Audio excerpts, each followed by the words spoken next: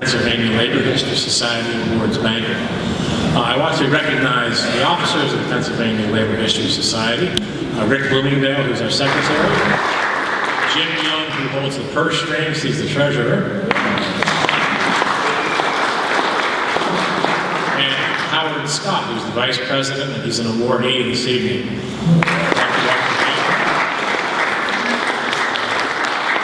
Thank you to our many board members and the general membership who are with us here for this award banquet tonight. History has been lost, stolen, and never told. Those are the words that by an individual by the name of John Brennan, who was very active in forming this organization in 1972. I know that when Charlie speaks later, he's going to talk a little more specifically about John Brennan. But that's what John Brennan said. Our history has been lost, stolen, and never told.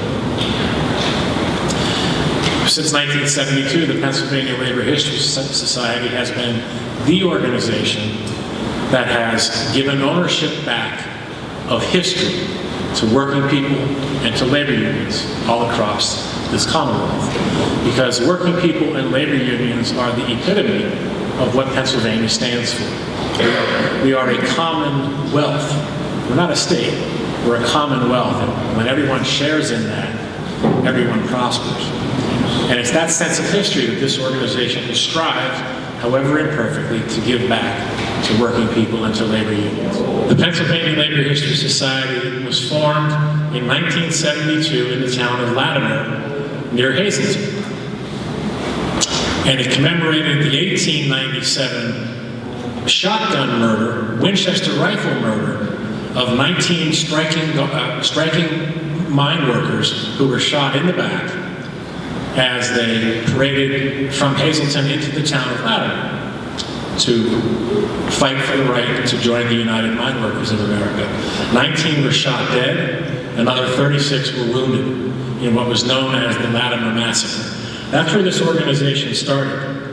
And we've moved all around the state since 1972. We've come to southwestern Pennsylvania on a number of occasions, where in 1992, for example, the marker was dedicated in Homestead to the Battle of Homestead. Later on, two historical markers, these blue and gold state historical markers that you see along the road and along the highway, two of them were dedicated in Homestead to Mother Jones, who was a labor organizer and rabble-rouser in her day, and she was refused the right to speak in Homestead. And on her marker, it says that Mother Jones was refused the right to speak in Homestead, and she was thrown in jail. And you locals know this story better than I do, but I'll try to tell it anyway. She was thrown in jail, and the judge, when she went before the magistrate, the judge, he said, who gave you a permit? You need to have a permit to speak in a town like Homestead. And she said, I have a permit from Thomas Jefferson, John Adams, and Patrick Henry, was her reply. Frances Perkins also sought to speak in the town of Homestead and had to take her talk to the grounds of the federal post office because she otherwise wasn't allowed to speak in the town. Other historical markers and Labor History Society commemorative events have been held in Bryn Mawr, Pennsylvania, where we dedicated a marker to the Bryn Mawr Summer School for Women Workers in Industry. It was a school for working class women. where they could take all kinds of classes in subjects like sociology, psychology, labor history, labor organizing, and subjects like that. If you go in front of City Hall in Philadelphia, you'll see a marker right in front of City Hall in Philadelphia to Mother Jones and the March of the Kensington Mill Children, where she took children who worked in the mills along the Manayunk River, the Manayunk Creek, and marched them to President Theodore Roosevelt's home on Long Island to protest child labor. Right around the corner at City Hall in Philadelphia is another historical marker that commemorates, and we were very much involved in this, the formation of the AFSCME district for the Philadelphia city workers in the late 1960s. Two more I want to mention quickly. Rick Bloomingdale and Frank Snyder are here with us tonight, and right across from the state capitol, right next to where their old offices used to be, there's a blue and gold state historical marker that this organization had dedicated that marks Act 111 and Act 195, laws that gave public sector workers and teachers the right to join unions. Prior to 1969, that right didn't exist. I could go on and on about these different historical markers. One that is kind of, I'll mention this one because it is kind of interesting. It has to do with the KKK. In the town of Lilly, which is, I believe that's Cambria County, if I'm not mistaken. In the town of Lilly, the KKK tried to stage a march. And the working people of the town of Lilly rose up and drove out the KKK. You know, we might think of the KKK down south, but Pennsylvania has, and some would even argue still had, but some would argue still has, an element of the KKK in the state. That one is kind of interesting. There are lots of historical markers and commemorations about mining disasters. And I'm not going to mention all of them because there are many, many in Pennsylvania that we've commemorated, that we as an organization have marked. But I just want to give you some statistics for a minute. Think about this. From 1900 to 1950, 1,000 mine workers per year were killed in America's coal mines. 1,000 a year, that's 50,000 in a 50-year period. Who remembers that, right? If we go from the 1860s now, stretch it out to the year 2000, 130,000 mine workers have been killed in America's coal mines. Who remembers that, right? If we look, I'm from the anthracite region originally, up near Wilkes-Barre and Scranton. In the anthracite region alone, from the time records were kept in 1870 to 1990, 35,000 anthracite mine workers died in the anthracite mines, only the anthracite mines now, of Pennsylvania. You know, 35,000 is sort of like a small city. I live not far from Hershey, and Hershey Incorporated, Hershey proper, not the townships, but Hershey proper, is about 35,000 people. So take the town of Hershey and wipe it off the map. Who remembers that? It's easily forgotten. So that's why we continue to commemorate and mark this history, the history of labor unions and the struggles of working people. That's what this organization does, and that's what it has done for 46 years. And we do it, you hear the common explanation, and it's a good one, that we remember the past and commemorate the past so we don't commit the same mistakes. And that's true. But it's about more than that. It's about more than that. It's about remembering that important history happened all around us. Too often local history or the history of working people or the history of our community, it's dismissed as insignificant, unimportant. Nothing important happened here. And we know for a fact that lots of important things happen in the small towns, in the big cities, in the other places across Pennsylvania. And this is what this organization has helped to commemorate and mark with the blue and gold state historical markers that you see in many locales across Pennsylvania. So you're in for, if you come tomorrow, you're in for a real treat, because what the fine work of Charlie McAllister and Jackie Cavalier They've put together a program on Vietnam, a working class war, remembering that it was the working class who fought in Vietnam, just like it was the working class who built Pennsylvania. There's a book called Who Built America, with a question mark. Who built America? Working people built America. Working people fought in the Vietnam War. So tonight we're here for our awards ceremony prior to the conference tomorrow. I want to recognize our partners in the conference tomorrow, the Battle of Homestead Foundation, and John Hare is here with us this evening. John, who's the head of the Battle of Homestead.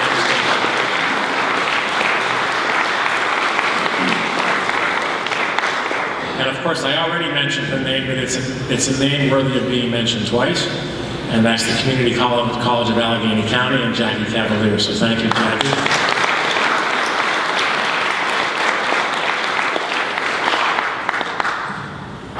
We look forward to tomorrow's program. We have 4 awards here this evening that's going to be followed by a special musical presentation by a good friend, Mike Stout, and I'll introduce Mike a little bit later.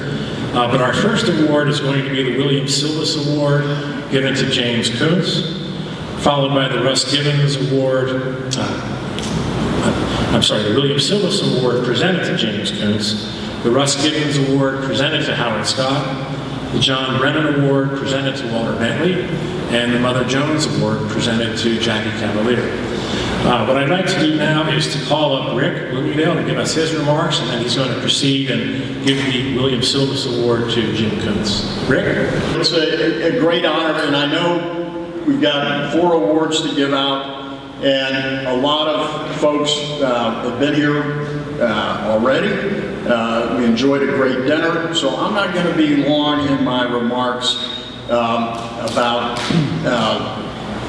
labor in general and Jim Kuntz in particular. But I do want to take a couple of minutes to talk about what is happening today. Tomorrow, actually have to go to Washington, D.C. tonight. Tomorrow there is a meeting of what's called the State Fed and Central Labor Council Advisory Committee to the National AFL-CIO to talk about the future of the labor movement. Now, why they're doing it 4 or 5 weeks before an election, I don't know, but they're doing it. Frank fortunately doesn't have to go, but he'll be walking tomorrow and going door to door for our endorsed candidates, Frank Snyder, who's actually driving the program, by the way, for Labor 2018, and appreciate everything he's doing to make sure we re-elect Governor Wolf, Senator Casey, and all the endorsed candidates, the AFL-CIO. That's my political commercial for the moment. But in talking about the labor movement, they sent us a paper by a professor whose name I don't recall off the top of my head, but it talked about 3 great times in the labor movement's history. Talked about Bill Silvis and the forming of the National Union. He was a molder, and he formed what was called the National Union. It was the first National Union. Of course, there was a huge recession, and it's odd that when economics are bad in America, instead of organizing, people get hunkered down. We don't really gain members when everybody's fighting each other for the existing jobs that are out there. So while Bill Silvis was forming this national union, there was a big recession, which led to almost the dissolution, but they hung on. They hung on, and then they formed the Knights of Labor, which developed into the AFL and Sam Gompers. And then you had a resurgence of the labor movement, where we built ourselves up around crafts and skills. And then in the 20s, the roaring 20s, which were good for the rich, but not for the poor, and of course the beginnings of the recession and all, we saw another decline in the labor movement. We saw another downturn. Of course, then comes John L. Lewis and the CIO, where we start organizing not around crafts, but around industries. Because you had all these folks being pretty much shoveled into these huge factories with no rights, no protections, and no hope. And so you had John L. Lewis form the CIO. Of course, the auto workers came out of that, the steel workers, and they grew. we had a pretty good period of growth, right? Through World War II, 1950s, 1960s, 1970s, things started to taper off again. Another recession. Labor movement and Ronald Reagan helped us along by breaking the strike with PATCO. We started to see another decline in the labor movement, one that we're still dealing with, right? Because back then we had close to 37% of workers were in unions. Now it's 12%, and that's all the labor movement, 6% in the private sector. But what are we seeing now? We're seeing a nascent rebirth of the labor movement. We're seeing teachers striking in West Virginia, in Oklahoma, and Arizona, places where you never would think that people would strike. We're seeing people take that weapon, and when we were strong, we struck all the time. When we stopped striking in the 70s and 80s and 90s, that's when we started to lose our economic power because companies ceased to be afraid of us. Now we have these workers, and you've seen it bleed over into the steel workers with ArcelorMittal and U.S. Steel. Folks finally say, look, you just got these big tax cuts. How come, and we gave you these concessions for the last 20 years, where is ours? Why aren't you rewarding this productivity you gave us with increased wages? Why are you giving it to all the shareholders? And now you've seen local after local after local in the steelworkers voting 100%, 95% to strike these two big companies that have benefited through this tax cut that was passed in December. So you're seeing a resurgence of labor. And we see it when we're doing politics, right? People get that there's a connection, that the economy, as Rich Trumka says, the economy is not like the weather. It doesn't just happen. People make rules that make things happen. They changed the rules in the 70s that made it easier for companies to ship jobs overseas. But what happened? They pitted worker against worker. Say, look at those steel workers. They got all that vacation. Where's mine? Right? But they weren't saying, where's mine? They were saying, take it away from them. They pitted us one against the other as Congress was passing laws to ship jobs overseas. And all of a sudden, they didn't blame the companies, they blamed the union. And we suffered from that, and we didn't do a great job of messaging and fighting back, it's led us to where we are today. So you're probably asking, what the hell does this have to do with Jimmy Kuntz? It has a lot to do with Jim Kuntz because he's getting the Bill Silvis Award. Jim has, I didn't realize this, but he's only a year younger than me. I thought he was a lot younger than me, but he's only a year younger than me. So we probably shared some of the same experiences. I didn't grow up here, I grew up all over the world, but mostly in Arizona. But with the Vietnam War, what Charlie is talking about in the program tomorrow, it was a working class war, right? Because what happened in the draft? Anybody remember before the lottery? It was working class kids. If you were in college, you didn't get drafted. So all the rich kids got to go to college. All the poor kids had to go fight. Of course, then they changed it with the draft lottery, which meant that, everybody, they did away with the year of college deferment. So, I was like, uh-oh, what's my number? And, ended up with a pretty decent number, but friends who had low numbers. So, yeah, unfortunately, I can't be at the program tomorrow. It sounds fascinating. But, Jimmy and I came up not in probably very different circumstances. I went to college. He went to the college with people that are good with their brains and their hands, the apprenticeship school for the operating engineers, where he took out a trade and built built things. And then, of course, became business representative and now business manager of Operating Engineers Local 66. In doing that, he's also on the Executive Council of the AFL-CIO and the Executive Committee, which is our small, Frankenized, really our kitchen cabinet that helps us plan and think about where it is we want to take the labor movement. So just as Bill Silvis, and Jim, I'm not going to ask you to do this, but one of the ways he organized the National Union was he walked across Pennsylvania, talking to local union after local union. A lot of times he did it barefoot because he couldn't afford shoes. We're not asking you to do that, Jim. No, we'll give you a car.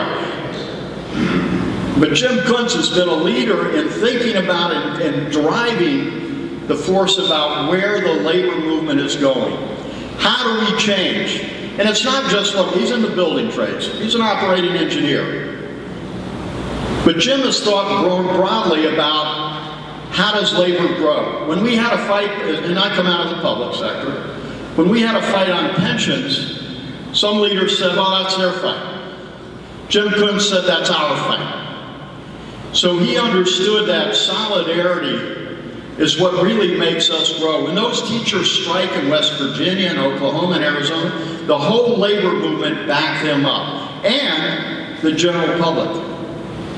Jim gets that. That's why it's so fitting tonight that he gets the Bill Silvas Award. Jim, congratulations. Come on up.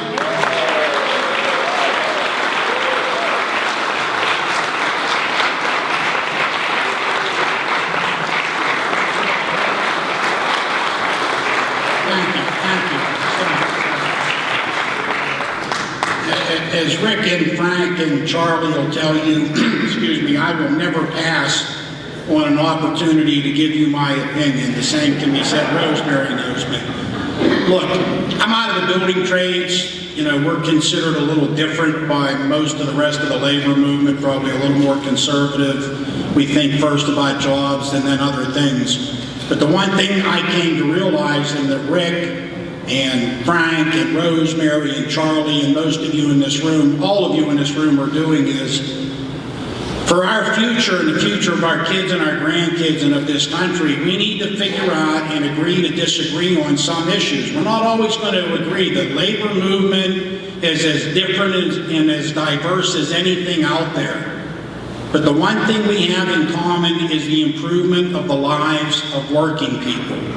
And when we focus on that, just as we did in the Connor Lamb race earlier when he's on his first run for Congress, we can accomplish anything. So, you know, my advice and the thing I believe in, and to become relevant again, we've kind of lost our relevancy. People aren't anti-union, they just don't think we can do anything and we're not relevant. The way we win that relevancy back is by agreeing to disagree on some issues and then working like hell on improving the lives of our members and our non-members, all working people in the state of Pennsylvania and the country. And again, I want to thank you. I think awards, you know, this is one of the best awards. For me, it's very humbling to be honored by my peers, people that I have a great deal of respect for, so I want to thank you very much for this. One last thing, so I don't forget and I don't get in trouble, I've learned, I want to thank my wife. You know, doing these jobs,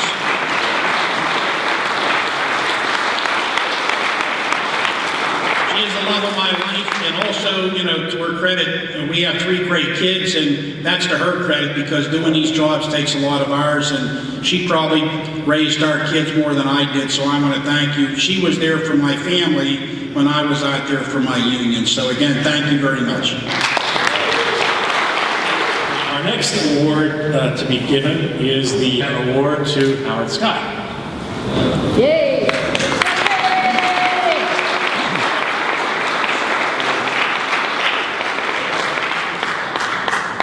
Good evening. I'm Stephanie Domike. I work with the United Steelworkers as a labor educator. I know many of you here, but not all of you. I'm very pleased to be here to introduce my old friend and colleague for the United Steelworkers. Howard Scott was with the USW for 20 years. He got a good jump on the pension that I haven't done yet, but he comes out of the paper workers as well and has sort of a long history working for the labor movement. He's a labor communicator. He's really someone who does a lot of the writing, did a lot of writing. He did writing not only in communications department, not sort of general, but worked on what we call strategic campaigns. It's a department of steelworkers that helps locals to get their organization ready for contract negotiations. So we have a program called Building Power, and it's a whole concerted effort to pull locals together and get people to really think union.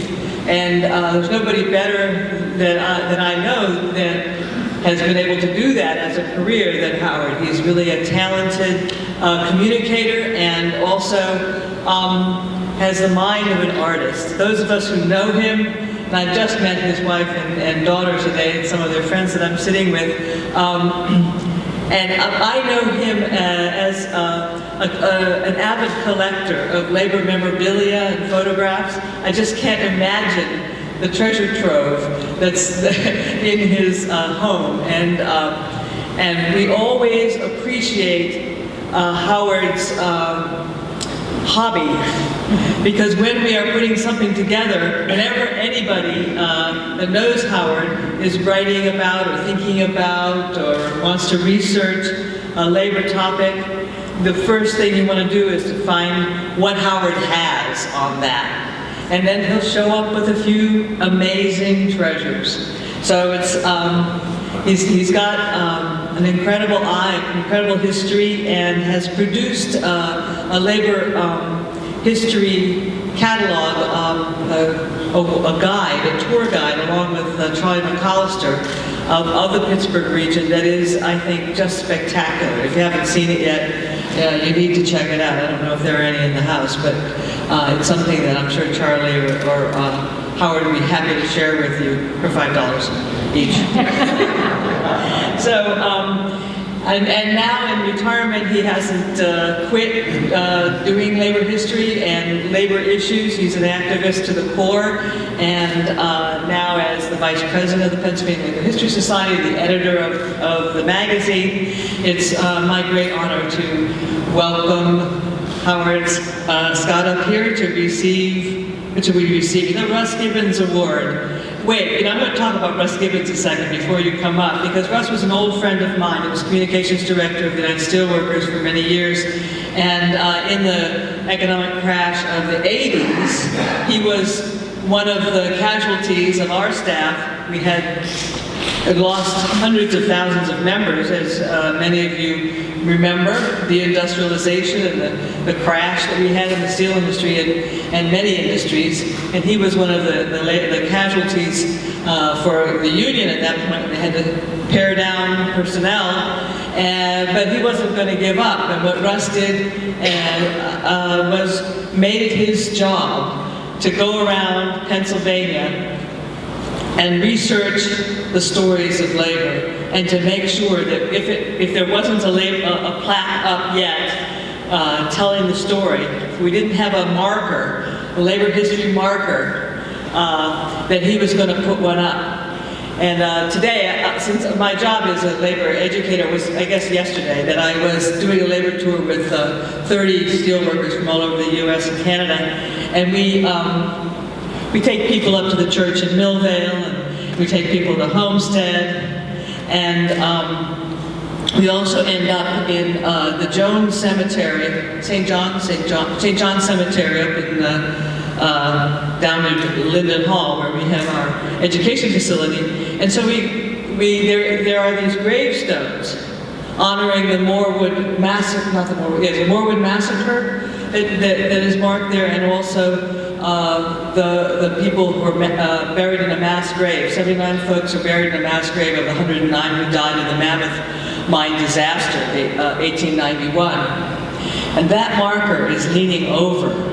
I propped it up a couple of years ago. I need to get back and make sure it has a secure footing. We can't forget this labor history. And I use those markers every year with the groups I take on tour, because we have to find and remember and mark those sites. All of our traditions have those sites, those moments, those memories. You know, we don't often have buildings, but we got to remember our heroes. And so, and Russ is one of mine, because he's the one I know for sure that got those markers up. And so every time I tell that story to my well, not really my students, but my delegates that I work with, I always speak about Russ and remember him. So congratulations, Howard, in receiving the Russ Gibbons Award.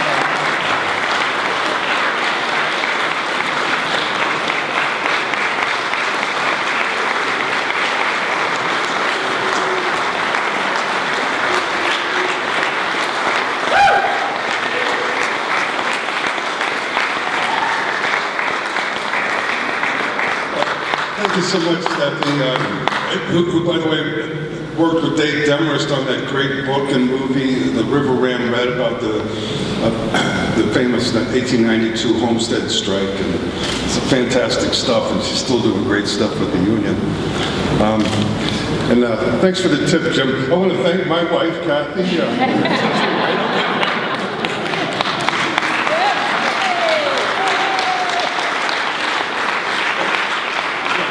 Kathy's dad was a founding member of the Steelworker Organizing Committee of the CIO over at the Hazelwood Steel Mill. And by the way, Jim's got the real good collection, not me. He's got some real wonderful labor memorabilia there. Of course, old Russ started this magazine along with Charlie, and it's a real honor to continue working on it. You know, digging up stories from around the state each year and trying to publicize some of the wonderful things that the working people in Pennsylvania have accomplished through the years. Russ, he loved Irish stories too. That was his specialty. But I had the honor of, it so happened, I was coaching softball for my own daughter. And here, Russ's granddaughter, Brenna O'Shea, was our pitcher. She was a real good pitcher too, and so I'd get to see him through the week. He'd come on out to watch his granddaughter play some softball. There's a real need for us to be talking up about what the working people of Pennsylvania and across the country have accomplished.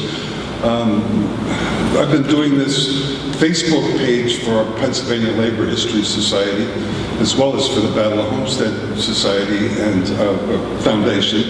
And we sometimes get 8,000-10,000 people checking out what we put up there, and it's not that much. Sometimes it's just photographs of people working with their work clothes on, or on strike, or picketing, or there's a hunger for this information out there, and they're not getting it from the commercial media out there. So we would encourage any stories that you have, feel free to write them up, send them on in to us. We'll get you in the magazine. We want to perpetuate these stories and make sure they're not forgotten, like Ken said.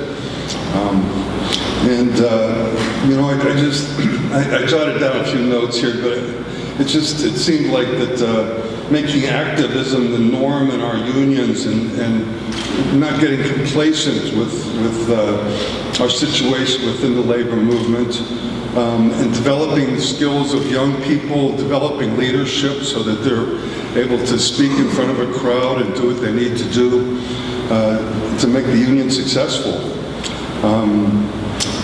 Of course, it's changing times. We've got to be able to roll with the punches out there, but we just got to seize these new avenues for communicating with people across the state and the country, and make sure they understand that how important it is, the contributions of the labor movement through the years. And thank you very much for this award.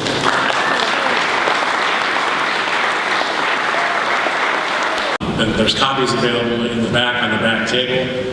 It's a wonderful journal about all kinds of different topics in Pennsylvania's labor and working class history. And I should mention, by the way, the Russ Gibbons Award is a new award. This is the first year that it's been given. And of course,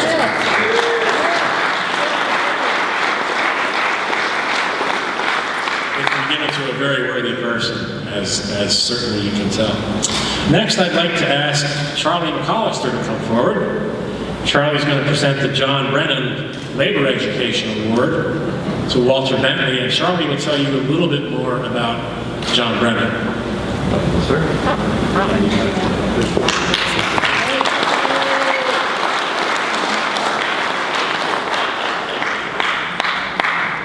I'm so pleased that Walter Bentley will be getting the John Brennan Award. It's extremely appropriate. John Brennan was a union officer with the United Food and Commercial Workers in Allentown, Pennsylvania for 22 years. He was a founding member of the Pennsylvania Labor History Society, and there's only one founding member left, Alice Hoffman, who's had to move to Arizona, couldn't be with us. He was a great teacher. of union and labor history. Especially, he was deeply, deeply involved in the history of the resistance to the coal and iron and railroad barons of the anthracite region in eastern Pennsylvania. In a judicial lynching, and that's not too strong a term to use, 20 Irish Catholic Union miners were executed in 3 locations in 1877. Their crime?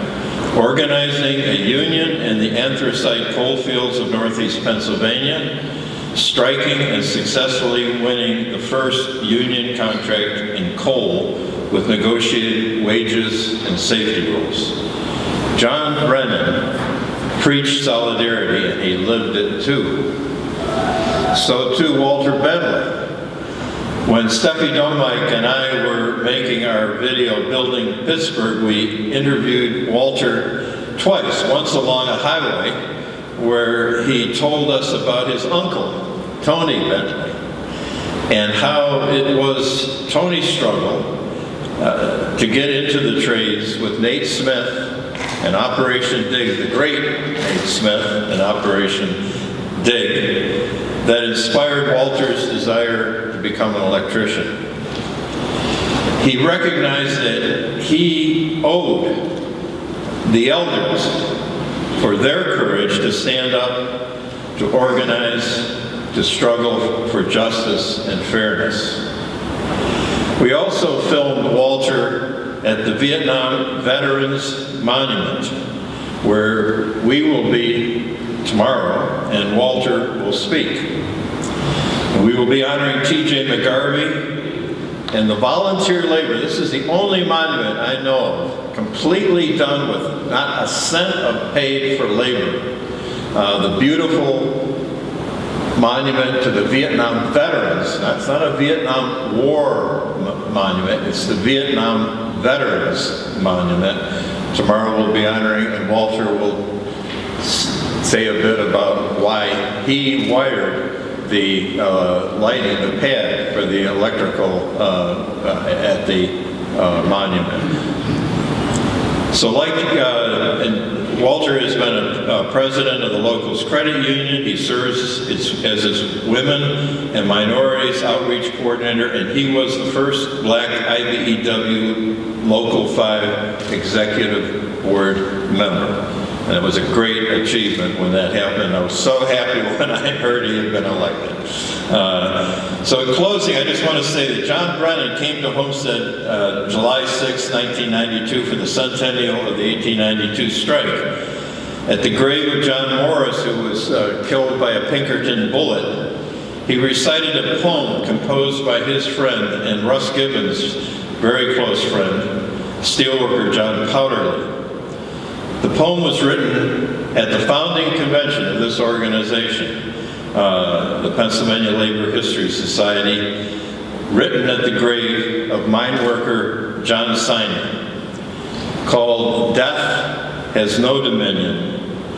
I just want to read the concluding part. The history, I just say that the history and the stories of the elders live on in our minds and hearts, and it's those stories that inspire us and those who follow to carry on. This is the stanza. Memory is the true basis of authority. Memory is the true basis of authority, a very African idea.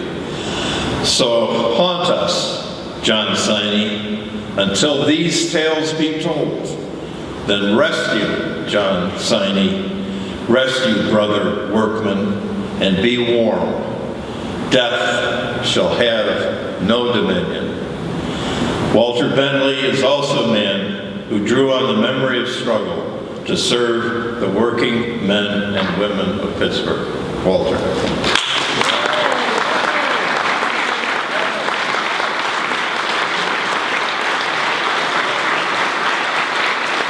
It's a great award. I feel so humbled by it, and I'm so glad to be here with my wife and a lot of my friends. And a lot of my friends Charlie and Jackie, who I've worked very closely with the Vietnam Monument Committee, and I'm very honored to be here. And I look back at the struggle that it took Nate Smith to open the doors up for the minority population to get into the trade unions. And I thank him from the bottom of my heart for how he opened the doors up for us. And I live a great life because of it. I've accomplished a whole lot in this local. I've accomplished a whole lot in the skilled trade union, in the skilled trade unions. And I'm very thankful to my wife. I have to go there. Because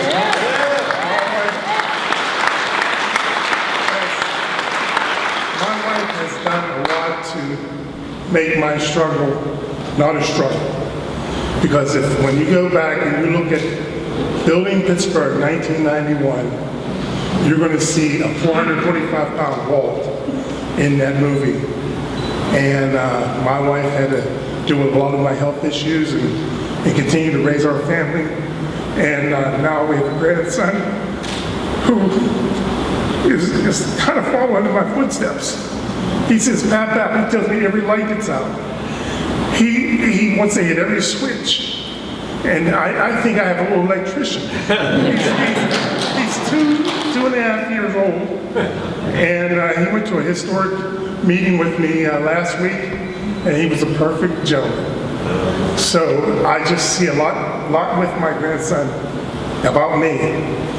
And I'm so glad and thankful that you're here and that you bestowed this honor on me. Because believe me, the trade unions, the union trades has been very good to me. And it has allowed my family to live a great life. And thank you so much.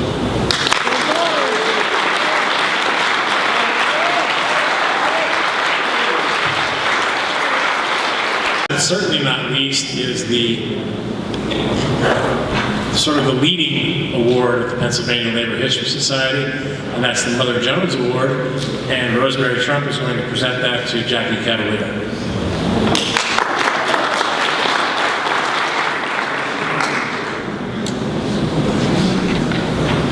What does labor want? We want more schools, less jails,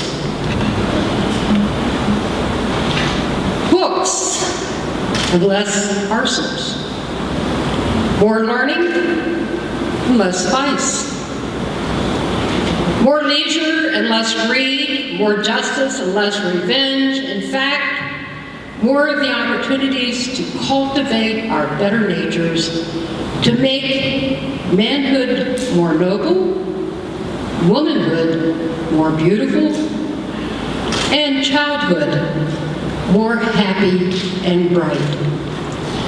Now that quote is attributed to the first president of the American Federation of Labor, Samuel Gompers. But I have a sneaky suspicion that in fact, who wrote that for Sam Gompers to give was one Mary Harris Jones, Mother Jones. She had been a school teacher at one time in her life before becoming what she called a hellraiser.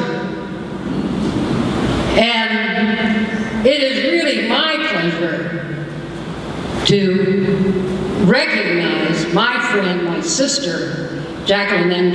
Cavalier, as the recipient of this Mother Jones Award, and to show that it is fitting upon her receiving this award, I am going to make some quotes, recite some quotes that in fact Mary Harris Jones did in fact say and was recorded as having said, including,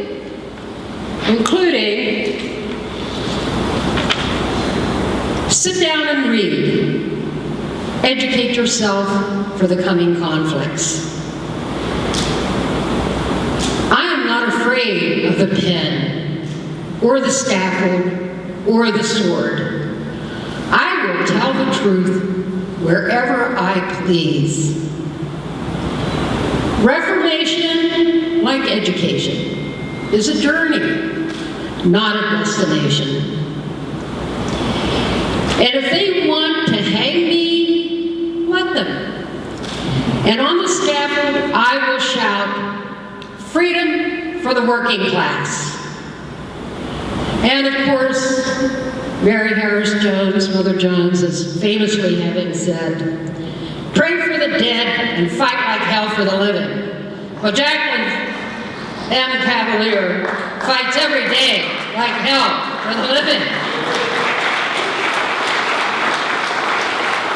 And she and Charlie McAllister are going to be leading the prayer for the dead, for the working class that were engaged in that Vietnam War conflict tomorrow. But we know Jackie, as a teacher, as a professor, she has her doctorate. It's Dr. Jacqueline M. Cavalier, EDDD, and she has chosen to teach at a public university, Community College of Allegheny County, and teaches history, including labor history. And she does it passionately. And who could better speak for her passion, for her teaching and her message and her representation of working class history than one of her students. And I have the privilege of having one of her students quote with me today, a letter that was written to Jackie as a result of participating in one of our Battle of Homestead programs this summer. And the student says, thank you for everything you have done for me this semester, Dr. Cavalier. Your passion for learning is inspiring. And I contribute my success during my first year of undergraduate studies to your rigorous curriculum and teaching method. I will surely keep in touch while I continue on my academic journey. Thank you again, Mia Cathell. So I think that is the best representation of what Jackie Cavalier provides to the total community, to the next generation, in commemoration of past, as well as preparing the students for today and tomorrow. And in addition to the fact that she's a Hellraiser on campus, she's vice president of the local. John Zach is with us tonight, the president. They work hand in glove, negotiating contracts, enforcing the contract in grievances and in arbitration. And they've been successful in organizing and negotiating a contract for adjunct professors, one of the few colleges in the United States that have certificates as adjuncts. So we are really here to celebrate the work, the activism, the commitment, and the dedication to Jackie Cavalier for maintaining the history, and not only maintaining it, but teaching it to this next generation, which is so important because people really don't understand that the reason we have a democracy in America that represents the 99% plus the 1%, and the reason that we have a strong middle class is because of all those strikes and picket lines and contract negotiations that contract, strike by strike, picket line, and unfortunately in some cases in death and in being injured and being thrown out of their homes and suffering loss of wages and jobs and being blacklisted. We today benefit by that. The working class created the middle class. So thank you, Jack. Jackie Cavalier, it is truly with great pleasure, with honor, to present this Mother Jones Award to you for your lifetime of giving. Thank you.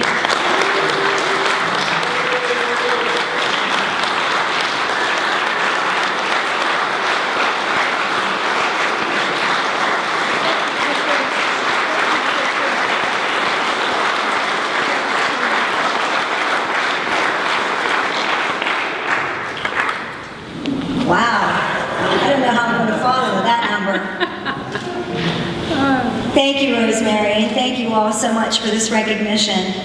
I want my sisters and brothers from the AFT to please stand because they deserve this award with me. Local 2067. They especially deserve this award because we've been in an executive committee meeting today since 1:30, and they came straight here. I don't feel deserving of this award for a number of reasons, but I'm certainly so honored to be here in the same class of awardees as Walt, as Howard, and as Jim. Certainly, I am equally honored to be the recipient of an award where so many crusaders for social justice and the working class have come before me. I am honored to be a member of the Pennsylvania Labor History Society as well as the Battle of Homestead Foundation. And it's been an honor and better for me to have learned so much from the people in these organizations. Almost a year ago, to this very day, I was admitted to the hospital with an unexpected serious illness. And on that day, there were two things I was supposed to do.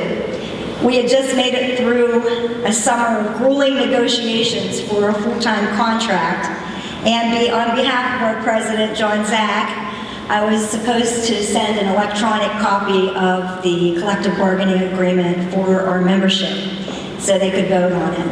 The other thing is I was supposed to meet Rosemary and Charlie for happy hour. Now, for those of you that know me, those aren't necessarily in priority order. However, it's only fitting that these three individuals, John Zach, the president of our local, Rosemary Trump, and Charlie McAllister, are here tonight, and I'll explain why. When I think of Mother Jones, of course what comes to mind are all of the common labels that she was a hellraiser, great-grandmother of all agitators, and of course the most dangerous woman in America, my personal favorite. For me, however, I think of Mother Jones as a mentor. She was a mentor to so many labor leaders. She was a mentor to the workers that she served, and she was a mentor to women. I would not be who I am today if it weren't for mentors. In particular, having worked side by side with the three people that I mentioned, John, Charlie, and Rosemary, I see them in such an important light. John, the strategist, Charlie, the guru, and Rosemary, the warrior. Sitting through 3 negotiations, 2 full-time contracts and 1 adjunct contract under the leadership of John Zach, I have never encountered someone who can speak volumes at a negotiations table without saying a word. I wish I had that quality. Charlie, as we all know, is the world's best storyteller. Getting to work with him and Jim Kuntz on the Labor and Management Initiative at CCAC, I learned so much. I learned about Operation DIG. I learned about the project labor agreements, and it's never a story without passion and without emotion. And I've learned more from him than I'll ever learn from any history book, and I've been able to share that knowledge with my students each and every day. And Rosemary is a cheerleader for all. She not only calls out injustice, but she works day and night to remove it. She is a visionary and probably one of the most giving people that I've ever met. Finally, the most important mentor in my life is my 86-year-old father. My father was a machinist, a tool and die center, which requires tremendous patience and a tremendous aptitude for perfection. My father worked in the same factory for almost 45 years. He never turned down overtime. He worked every weekend when work was available. He was a proud member of the Glass, Molders, Pottery, Plastics, and Allied Workers International Union. And that union card remains in his wallet to this very day. I just saw it the other day, as a matter of fact. I am one of 6 children who were quite frequently reminded that it was the union who put dinner on our table. It was the union who afforded us the education that we all received. And it was the union wage that allowed he and my mother to own their own home and to take care of their children every single day. I remember for his 30th work anniversary, they gave him a tie clip. And he came home and he said, "A tie clip for a man who only gets to wear a tie one day a week." And he took that tie clip and he made a ring out of it with steel. Like Mother Jones, my parents, and especially my father, because he was the son of an Italian immigrant who worked in the coal mine, taught us the value of social justice. We never turned anyone away in our home. With 6 kids, we brought home many strays, both animals and people. While the stray cats had a mysterious way of disappearing, most of the people remain lifelong friends, if not members of our family to this day. My maternal grandfather, my mother's father, lived to be 98 years old, and he worked on the B&O Railroad until he retired in 1973. I consider myself one of the lucky ones because between my 2 grandfathers and my father, I had a lesson in labor history every single day of my life. I learned of strikes. I learned of what happened to people who crossed picket lines. I learned the meaning of the frick hump, a term that older people from Connesville understand. And I think that I became a historian because I was raised by historians. Finally, I would like to thank my husband, Jason, who always supports my cause. He is my most dependable recruit, sometimes student, and he lives with me, tolerating raising hell about something each and every day.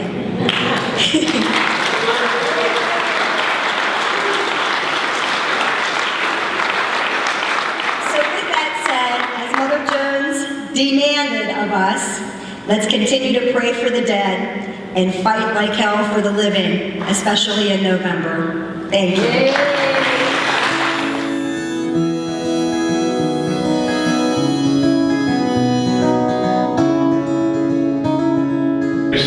Some of you already know him, Mike Stout. Mike is the former grievance chairman of U.S. Steel Works in Homestead, Pennsylvania. He has 38 years as a dues-paying steel worker and 24 years as a dues-paying member of the Pittsburgh Musicians, Local 60-471. So a good friend of labor, Mike Stout.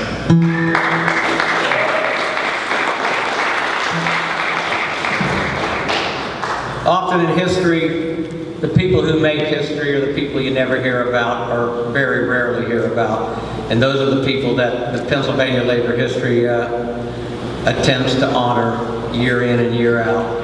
And I'd like to take this occasion to thank and honor the 4 people here up front. And I know the only one that's probably ever had a love song written for was Jackie, because that's just how she got Jason. But this is a political love song for the four honorees up here, and the name of the song is called Heroes of History.